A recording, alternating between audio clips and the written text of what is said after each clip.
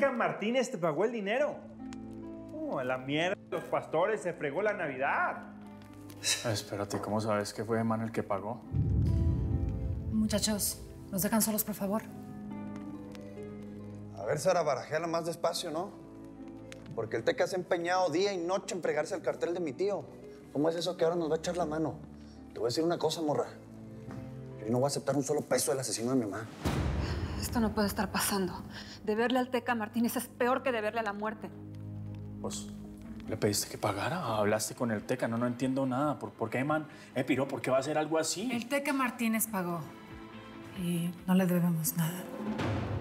No hay que pagarle ni un peso. No es un préstamo. Entonces, peor. A cuenta de que vamos a recibir regalos de Jaco Coca, que es nuestro peor enemigo. Bueno, quizás ahora no entiendan lo que les voy a decir. Les juro que no fue nada fácil. Pero ya tomé una decisión.